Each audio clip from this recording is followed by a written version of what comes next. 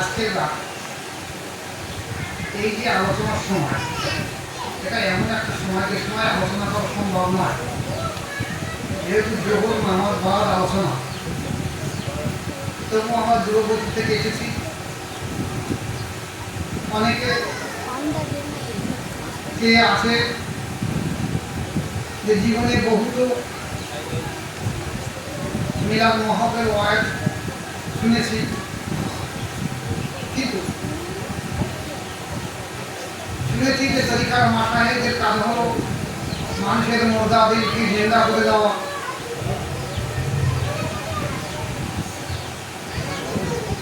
যদি সেই হিসাবে কিছু আলোচনা করার থাকে তাহলে শ্রোতা মণ্ডলী একটু সন্তুষ্ট হবে এবং মানুষ আগামীতে বড় এবং ভালো হওয়ার জন্য কিছু পাথেও হয়ে থাকে।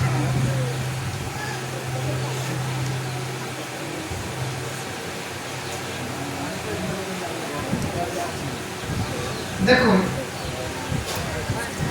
কোরআন শরীফ এসেছে বিসমিল্লাহির রহমানির রহিম, ইয়া আইয়ুহাল্লাযীনা আমানুত্তাকুল্লাহা ওয়াবতাগু ইলাইহিল ওয়াসিলা ওয়াজাহিদু বিসাবিলিহি লাআল্লাকুম তুফলিহুন ইলা আখির। আল্লাহ পাক বলেন, হে ঈমানদাররা, তোমরা আমাকে ভয় করো।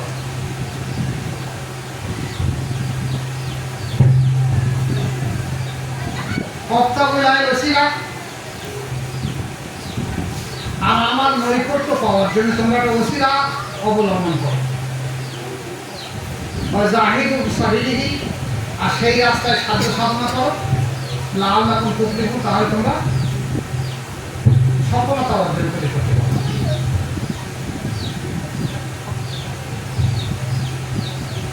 এখন মজার জিনিস দেখে,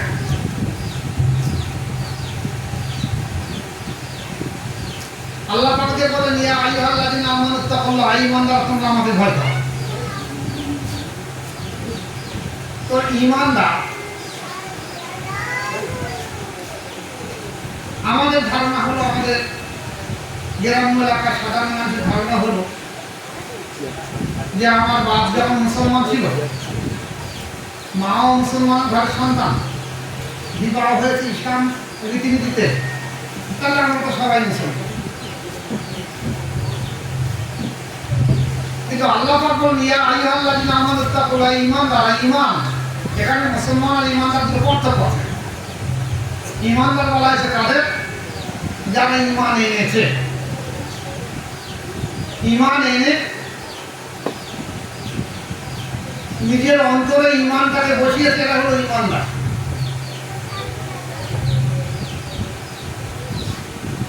ঈমান শব্দটা আমান থেকে এসেছে। আমান মানে হেফাজত করা। তাহলে আমরা কি বা কোন জিনিসটাকে হেফাজত করলে আমরা ঈমানদার হব?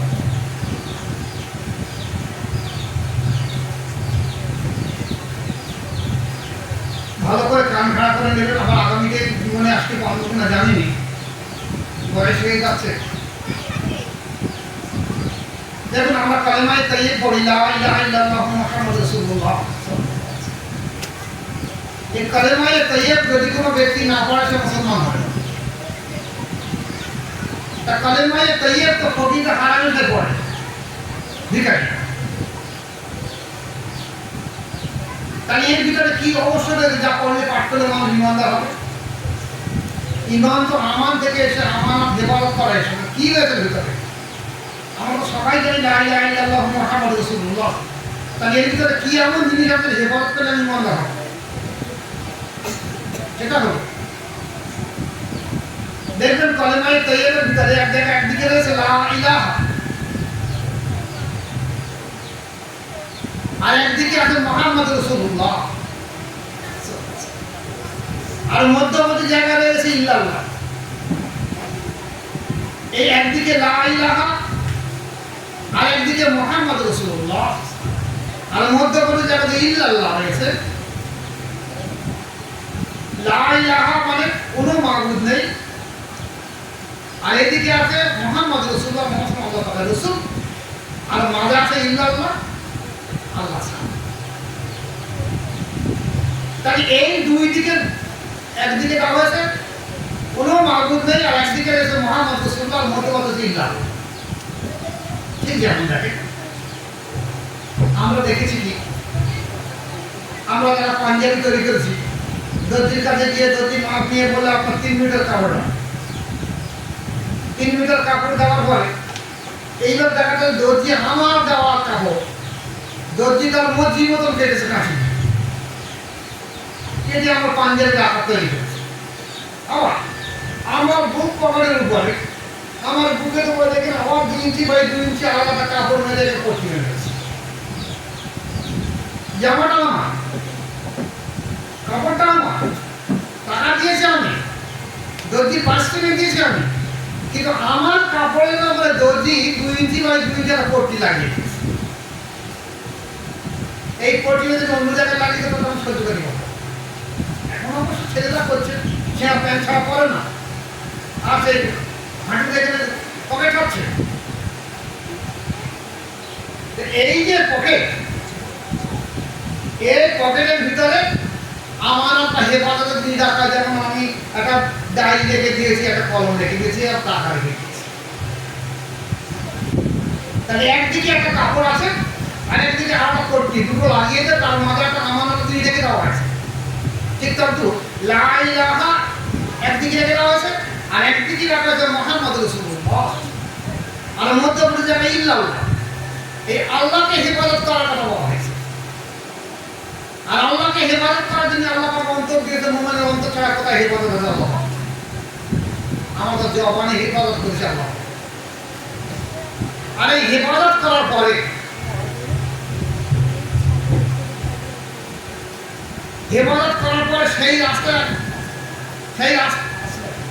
সেই রাস্তায় আপনাকে সাধ্য সাধনা করার কথা বলা হয়েছে,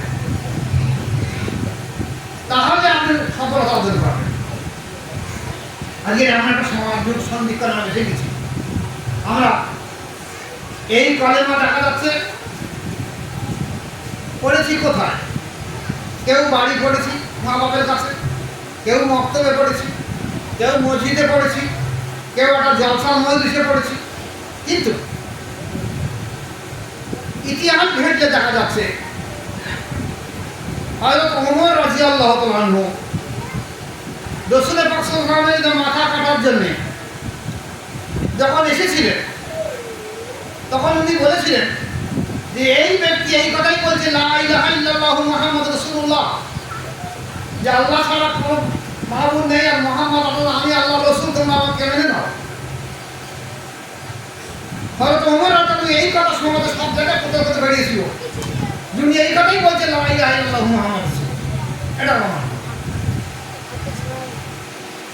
এই ওমর রাদিয়াল্লাহু যখন রাসূল পাক সাল্লাল্লাহু আলাইহি ওয়াসাল্লাম আসলেন মাথা কাটার জন্য, তখন রাসূল পাক সাল্লাল্লাহু আলাইহি ওয়াসাল্লাম কি করলেন? ওমর রাদিয়াল্লাহু উনি ওনার ডান হাত দিয়ে ওমর রাদিয়াল্লাহু বাম সামনে এসেছেন, বাম আমরা একটা তাকে বলি নাকি এই জায়গায় হাত দিয়ে ধরে বলেন ওমর, তুমি কি এখন ওই ভুল পথে জাহেলিয়াতের পথে থাকবে? কি এমন জাদু ছিল রাসূলের পছন্দের হাত মোবারকে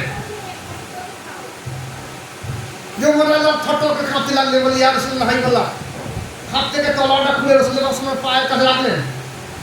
ইয়া রাসূলুল্লাহ হাইবাল্লাহ, আপনি আমাকে কলেমা পাঠ করে দিন। কিন্তু উনি বলেনি ইয়া রাসূলুল্লাহ হাইবাল্লাহ, আপনি সাক্ষী থাকেন আমি কলেমা তৈরি পাঠ করে নিয়ে নিচ্ছি লা ইলাহা ইল্লাল্লাহু মুহাম্মাদুর রাসূলুল্লাহ। বরঞ্চ বলছেন আপনি আমাকে কলেমাটা পাঠ করে দিয়ে দেন। তাহলে যে কলেমায় এতদিন ধরে উনি পড়েছেন, যে কলেমা সম্পর্কে বলেছেন তোমরা আল্লাহ রসুল মুহাম্মদ বলছে, মুহাম্মদ সাল্লাল্লাহু আলাইহি ওয়াসাল্লাম বলছে যে লা ইলাহা ইল্লাল্লাহু মুহাম্মাদুর রাসূলুল্লাহ, তোমরা এটা মেনো না। আজকে উনি সেই কথা না বলে উনি বললেন যে ইয়া রাসূলুল্লাহ আপনি আমাকে কলেমাটা পড়িয়ে দিয়ে। পড়িয়ে দেওয়ার কি সত্য কথা? পড়ে তো দিতে পারত। এমন কোনো প্রমাণ নেই কোন সাহাবা রাসূলের কাছে বলেছেন যে আমি সাক্ষী থাকেন আমি কলেমা পাঠ করে নিয়ে নিচ্ছি। বরঞ্চ প্রত্যেকটা সাহাবা এসে বলেছে ইয়া রাসূলুল্লাহ আপনি আমাকে কলেমাটা পড়িয়ে দিয়ে দেন। আজ আমাদের দেশে আলেম ওলামারা বলছে কেন আমি তো কলেমা পড়িয়ে নিয়েছি, তাহলে আমার একজনের কাছে কলেমা পড়তে হবে কেন? তার হাতে হাত দিয়ে তওবা পড়তে হবে কেন? তার হাতে হাত দিয়ে বায়াত গ্রহণ করতে হবে কেন? আমি কি কলেমায় তৈরি পড়তে জানি? কান খাড়া করে শুনে নেবেন। অতএব আলোচনা আমার জীবনে আপনারা জীবনে শুনতে পাবেন কিনা আমি জানিনি। জনাবে রাসূল পাক সাল্লাল্লাহু আলাইহি ওয়াসাল্লাম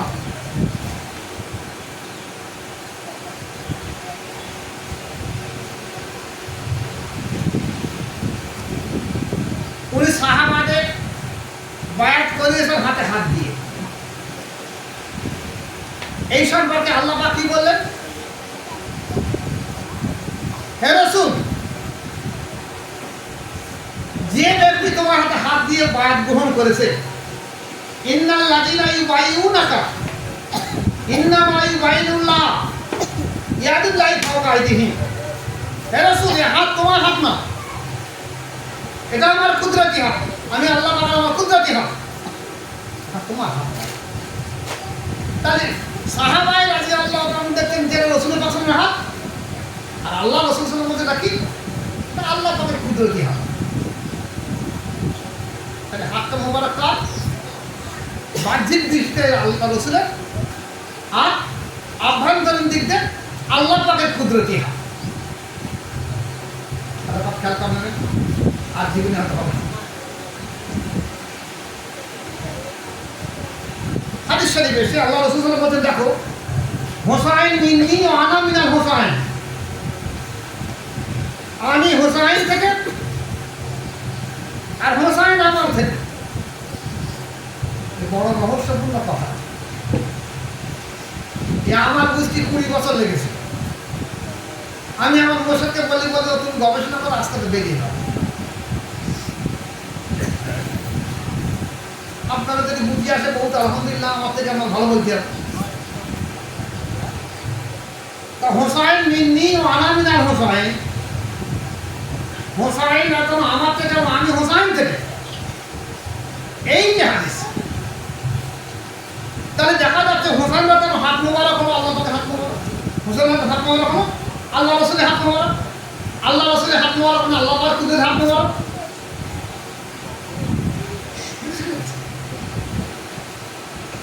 যখন হোসাইন রাতে ইকরা বায়াত করাচ্ছে, তখন এই হোসাইন রাতের হাত মানে কি? আল্লাহ রাসূলের হাত মোবারক, আর আল্লাহ রাসূলের হাত মোবারক মানে আল্লাহ পাকের হাত কুদরতের হাত মোবারক। তাহলে হোসাইন রাদিয়াল্লাহু তাআলার হাত মোবারক মুআবিয়া রাদিয়াল্লাহু ছেলে এজিদ বলছে যে হোসাইন, তুমি যদি আমার কাছে বায়াত গ্রহণ করো তাহলে আমি সব মেনে নেব। আর যদি বায়াত গ্রহণ করো আমার কাছে আত্মসমর্পণ না করো, বায়াত না হয়, তাহলে আমি তোমাকে শহীদ করে দিয়ে দেব। এবার আসুন, হোসাইন রাদিয়াল্লাহু হাত মোবারক যদি রাসূলের পছন্দের হাত মোবারক হয়, রাসূলের পছন্দের হাত মোবারক যদি আল্লাহ পাকের কুদরতি হাত হয়ে থাকে, তাহলে হোসাইন রাদিয়াল্লাহু এই হাত এজিদের হাতে বায়াত হয় কি করে? এই হাতটা কার হাত? একই ব্যক্তি হোসাইন রাদিয়াল্লাহু হাত না আল্লাহ পাকের কুদরতি হাত। এই আল্লাহ পাকের কুদরতি হাত শয়তানের হাতে হাত দেয় কি করে? তো মুসলমান। আমার দেশে এক সম্প্রদায় আলে বর্তমানে বলছে যে এদিক নাকি সারা বছর 364 দিন রোজা করত, 100 টাকার রাত্রি নফল নামাজ পড়তো, কোরআনে হাফেজ ছিল।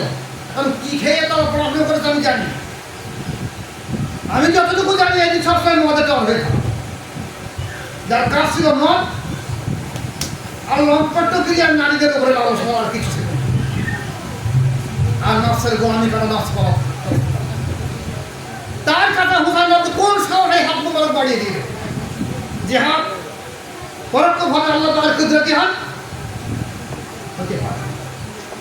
তাতে হুসাইন বলেন, দেখো আমার নানার দিন, যে দিনের বর্তমান অবস্থা, সমস্ত দিনের রেসালাত আমার উপরে, বেলায়েত আমার উপরে। এই বেলায়েতের দরজা আমার আব্বা আল্লাহর কাছ থেকে সমস্ত বেলায়েত আমার উপরে এসেছে।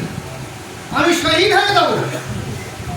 তবে নানার দিনের এই আদর্শ, এই বেলায়েত তোমার মতো এই যে লম্পট চরিত্রের ব্যক্তি তোমার হাতে হাত দিয়ে তওবা করে আমি ইসলামের এই ঝান্ডাকে মুছে দিতে রাজি নই।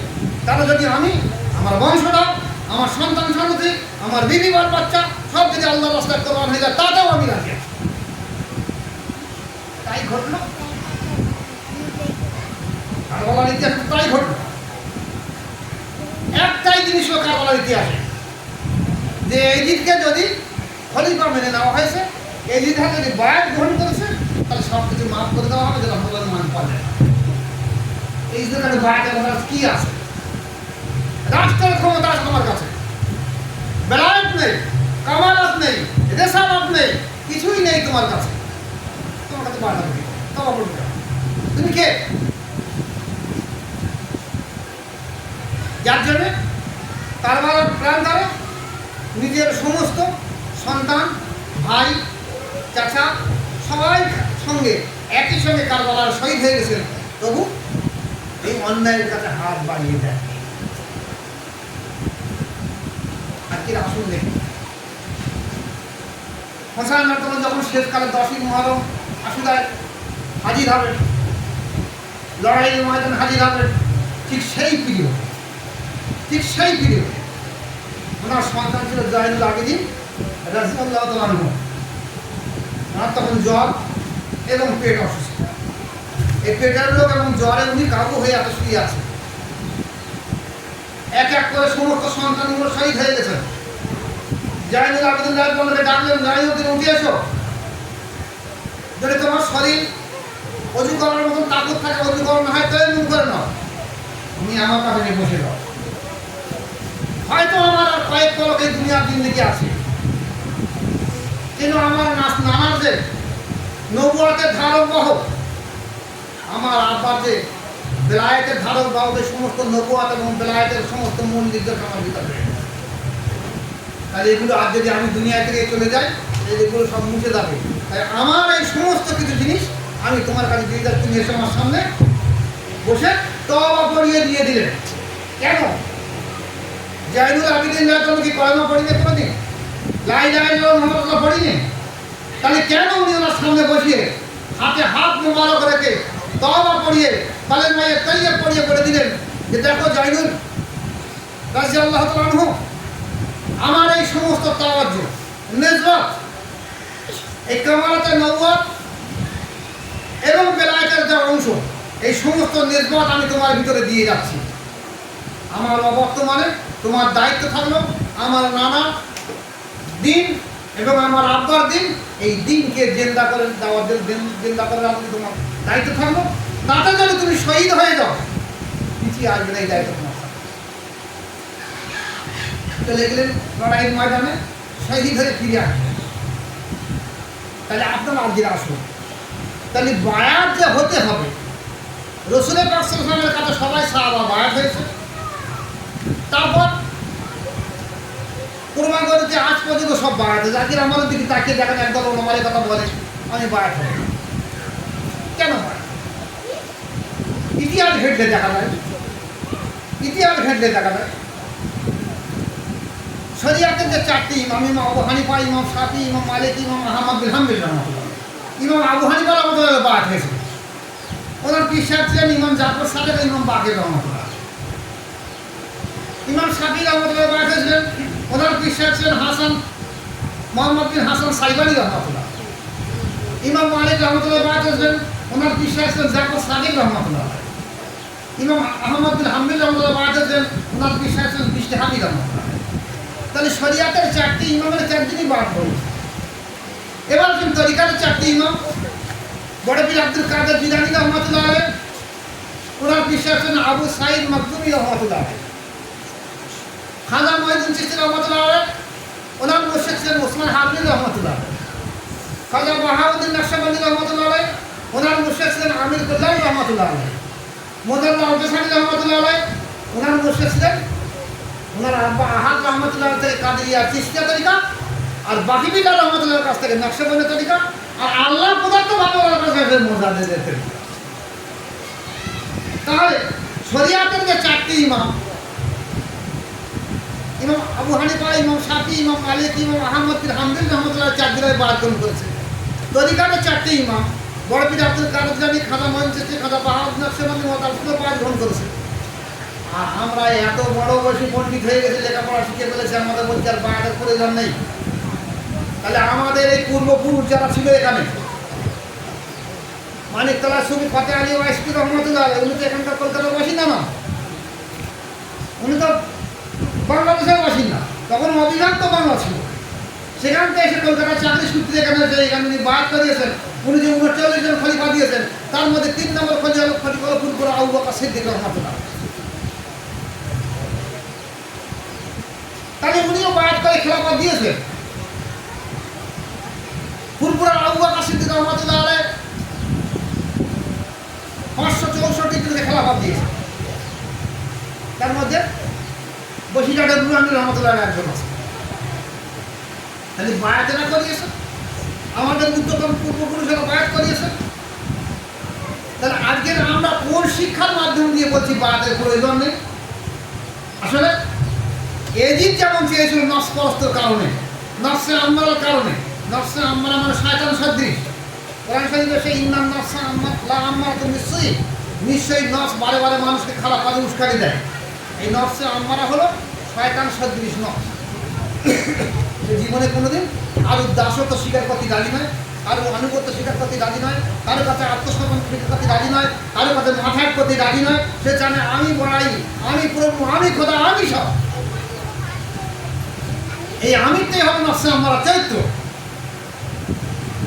একটা মানুষ যখন একটা আগে এগুলো শরিয়াত শিক্ষা করার পরে যখন বায়াত গ্রহণ না করছে, তার এই অনুভূতি এসেছে, এই বিশ্বাস এসেছে, আমি আবার বায়াত হবো কেন? আমি তো আলিম হয়েছি, আমি তো লেখাপড়া শিখেছি, আমি তো সরাসরি আমার বাবার কাছে দোয়া খায়ের করবো।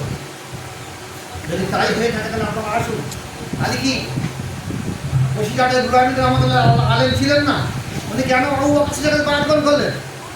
আবু বকর সিদ্দিক কি লেখাপড়া জানতেন না? উনি কেন ফতেহ সাহেবের বায়াত গ্রহণ করলেন? ফতেহ সাহেব লেখাপড়া জানতেন না? উনি কেন নূর মোহাম্মদ সাহেব বায়াত গ্রহণ করলেন? আর আজকে আপনারা লেখাপড়া শিখে এমনই হেরে কেন আমরা বায়াত গ্রহণ করবো?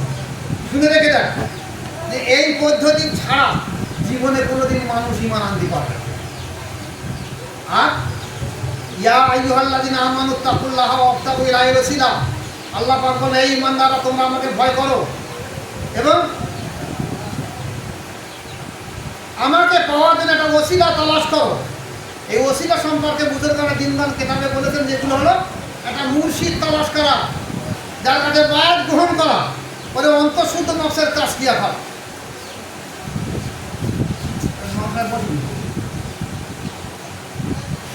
আমাদের দেশীয় মানুষের ধারণা হলো, আলেম ওলামাদের ধারণা হলো, কেন আমি বায়াত হওয়ার মতো এমনি চলে যায়। আমি একটা ছোট্ট উদাহরণ দিয়ে দিচ্ছি। এখানে নুরুদ্দিন শেখ আছে,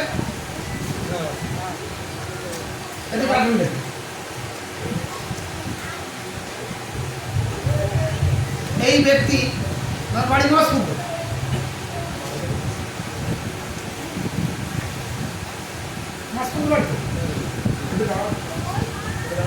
এই নুরুদ্দিন শেখ, এই নুরুদ্দিন শেখের বাড়ি হলো মাসপুর। গত মাসে ওনার স্ত্রী কিডনি হার্টের সমস্যায় নীলরতন হসপিটালে ভর্তি হয়েছিল 14 তারিখ নাকি ঠিক তো 14 তারিখে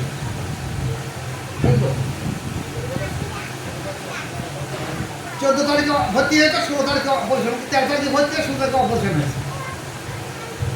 অপারেশনের করার পরে তার আগে ডাক্তাররা তো সই করে নিয়ে বন্ডে সই করে নিয়ে, এখন সই করে নিয়ে ডাক্তারের পর কেন্দ্র করতে একদম ঝড়ুমোড়া মানুষ, গ্রামের মানুষ, সাধারণ মানুষ। তো সাধারণ মানুষ ডাক্তারবাবু আমি পয়সা করে দিতে পারবো না, আমি সই করে দিয়েছি, আপনার যেটা ভালো লাগে সেটা। ডাক্তাররা বোর্ড বসে বললেন যে আমি সাধারণ মানুষ, গ্রামের সব সরল মানুষ, আমাদের চেষ্টা করতে হবে খরচ করতে পারবো না, ক্ষমতা গরিব মানুষ দেখা যাচ্ছে। ঠিক আছে, আমরা আমাদের চেষ্টা দেখতে করবো।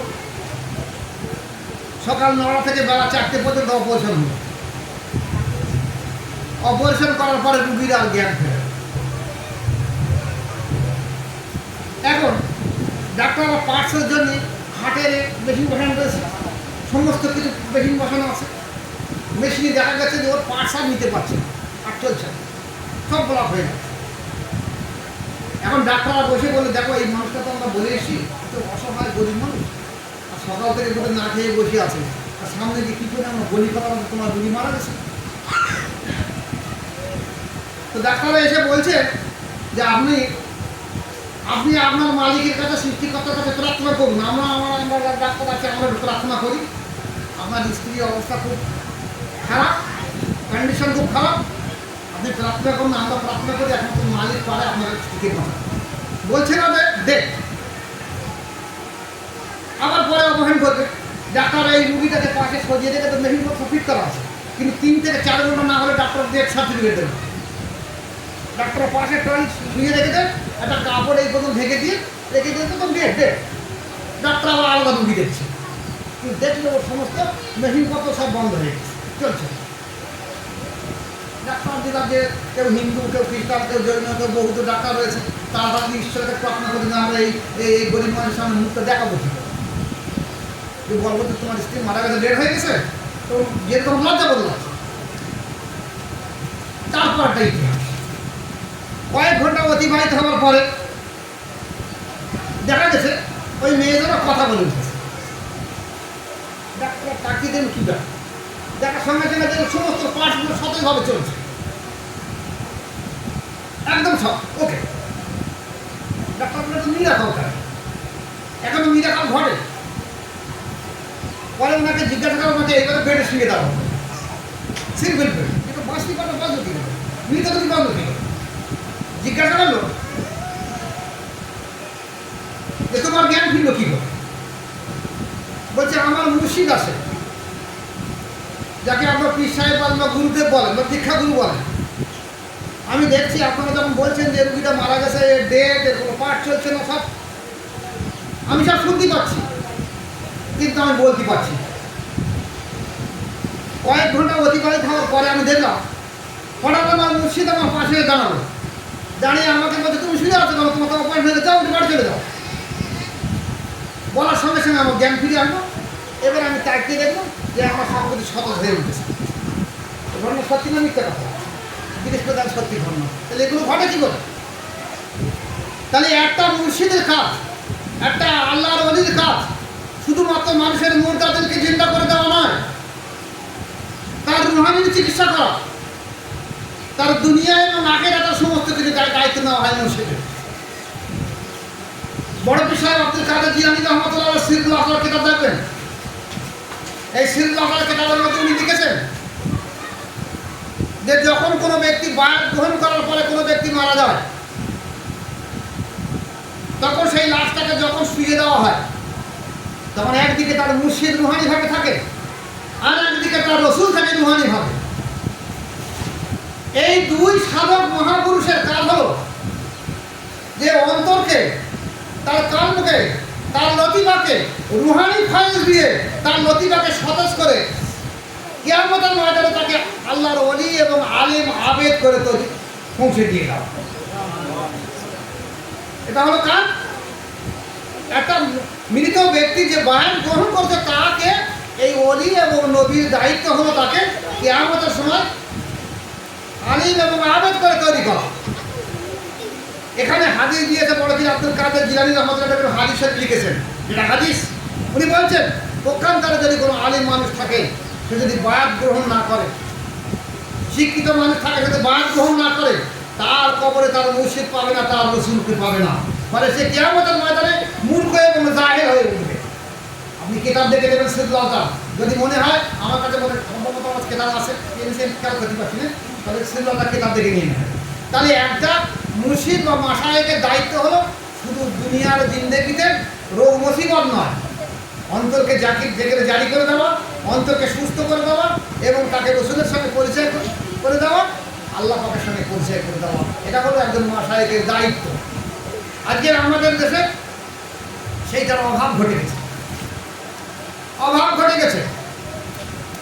আজকে আমরা চাইছি কি পীরের ছেলে পীর হচ্ছে, পীরের পোতা পীর হচ্ছে, পীরের নাতি পীর হচ্ছে। হ্যাঁ, হতে পারে যদি আল্লাহ পাক তাকে সেই যোগ্যতা দিয়ে থাকে, যদি মুর্দাদেরকে জিন্দা করে দেওয়ার ক্ষমতা তার থেকে থাকে, তার যদি মাশায়েখ থাকে, তার যদি মুর্শিদ থাকে, তার যদি অন্তর জিকিরকারী থাকে, তার যদি নফসের তাসকিয়া থাকে, অবশ্যই সে মাশায়েখ।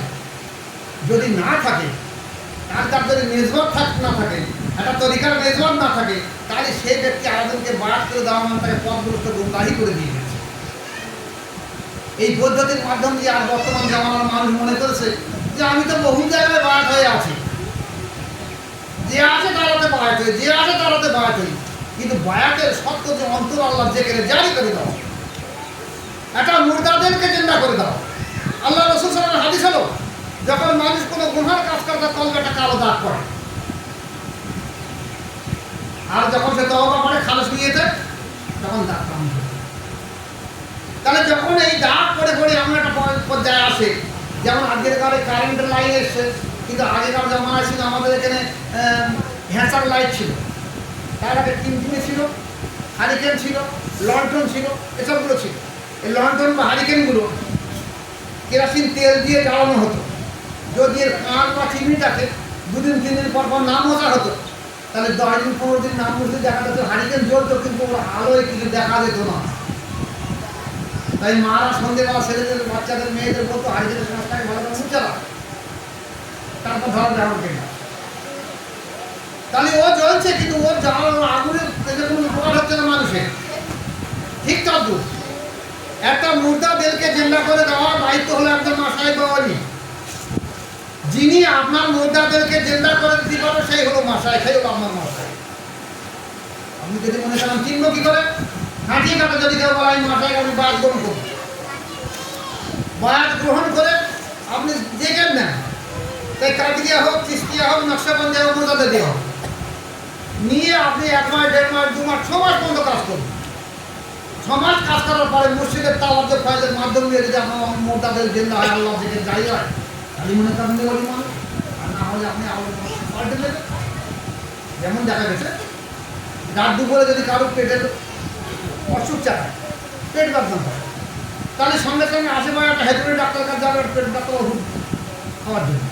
সেখানে না সেরে যায়, সকালবেলা আমার যাবে একটা নার্সিং হোমে, না একটা বড় ডাক্তার কাছে যাবে, শেষকালে না হলে কলকাতার বড় হসপিটালে চলে যাবে। তাহলে এখান তো আমার রোগের কারণে আমি হসপিটাল ডাক্তার পরিবর্তন করেছি, তাহলে আমার রোগ হলো অন্ত।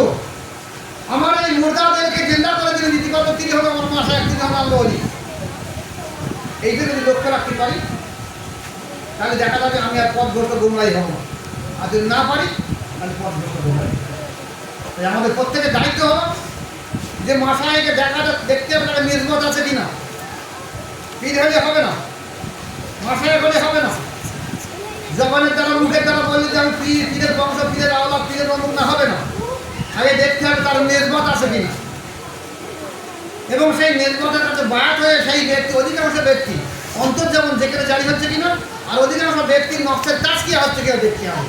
নফসে হাম্মারা থেকে নফসে লাওয়ামা, নফসে লাওয়ামা থেকে নফসে মুলহামা, নফসে মুলহামা থেকে নফসে মুতমাইন্না হচ্ছে কিনা। যদি হয়ে থাকে তার বিষয় না হয়ে থাকে, আপনি ওখান থেকে পরিবর্তনের অনুযায়ী মাশায়েখ।